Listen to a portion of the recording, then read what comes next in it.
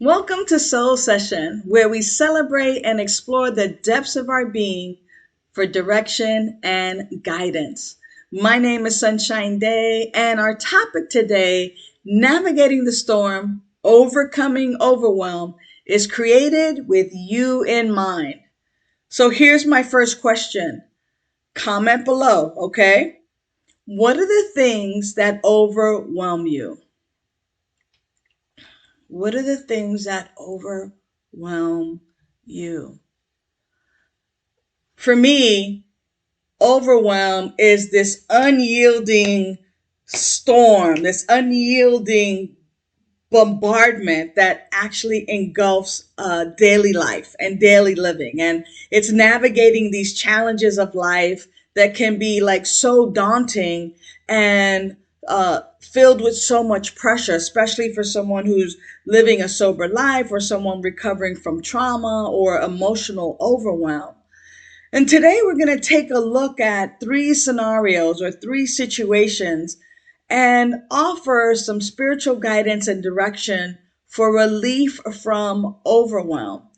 Because it comes in so many forms and because it wears so many masks, sometimes we don't even know that we're in overwhelm. But things like juggling career pressure, juggling family, responsibilities, politics, whether we're just who to vote for, what's happening in our immediate surroundings, societal expectations, and facing the complexities of aging parents or career changes or wow, what is really the meaning of life for me? Like all of these things can be overwhelming. Even just one of them at a time can be so overwhelming. Imagine having them mount one on top of the other.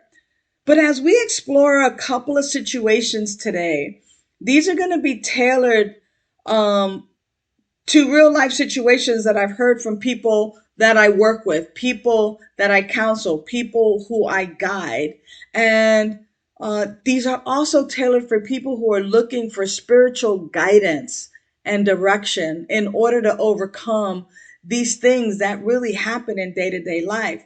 So, whether it be that you are working and that your job demands a lot of your personal life and you're maintaining emotional sobriety. You just don't want to blow your top. You know, the work life and the work life balance can be quite overwhelming and it can be draining and it can leave little room for self care or even spiritual nourishment. Or maybe you're someone who just started embracing a sober life or a life of abstinence, whether it be from food or shopping or sex or um, uh, debting, trying to rebuild relationships and even discovering yourself without that thing that you're now abstinent from, that can bring up a lot of fears. And those fears also induce that feeling of overwhelm. And it can make it sometimes really hard to find that place of peace and calm within your life.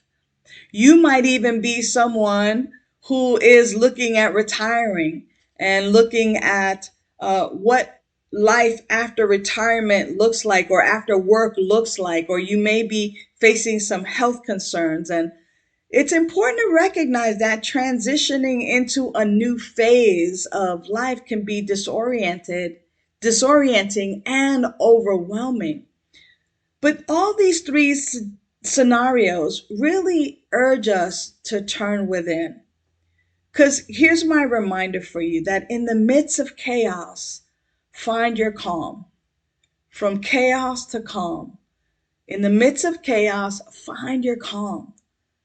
And recognize that it's actually in the storm itself is where the sanctuary to your soul is.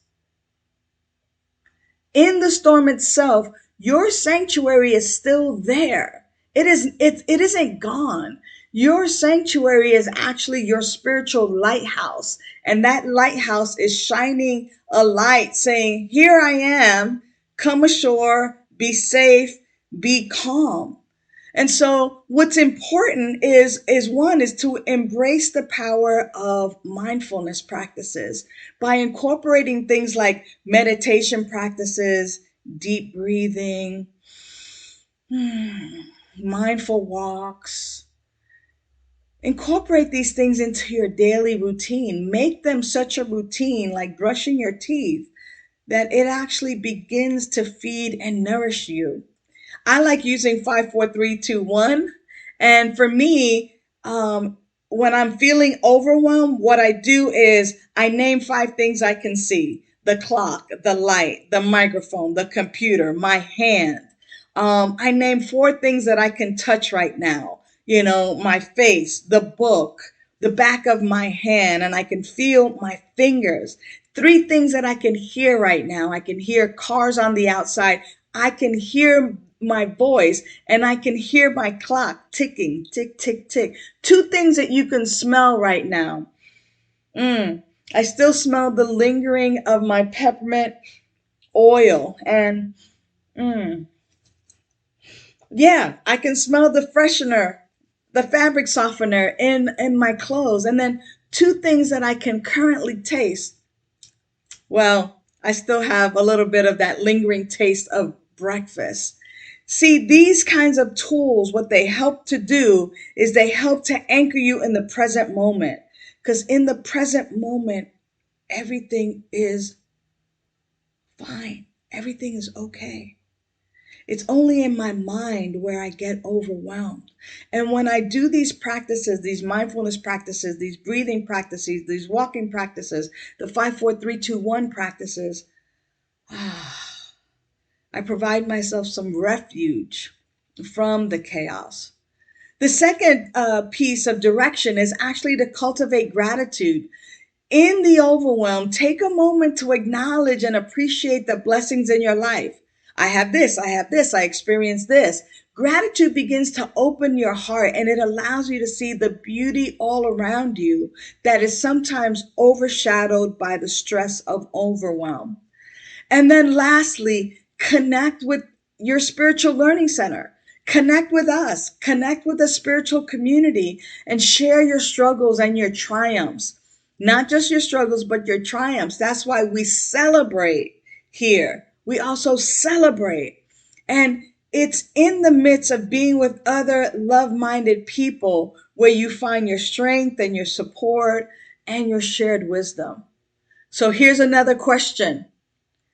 What practice can you envision yourself doing to calm your overwhelm? Go ahead and comment below. Because as we wrap up this soul session on overcoming overwhelm, remember that you're not alone, that within the chaos, there's an opportunity for transformation. As you embrace spiritual practices and make them part of your daily routine, you end up finding the calm in the midst of the storm, that your sanctuary is your lighthouse, guiding you through the storm. And by using these spiritual practices, you empower yourself to overcome the challenges on your journey of spiritual growth. So, until the next time, thanks for being the best part of Soul Session. See you next time. Thanks for joining us for Soul Session from Vida Spiritual Learning Center. If you found this meaningful, let us know. Please leave a comment, question, or suggestion below. For more information, you can visit our website at vidaslc.org, where you can also make a tax-deductible contribution to support our free programming. Remember to like, share, and subscribe so you can be notified of future programs. And thanks. We'll see you next time for Soul Session.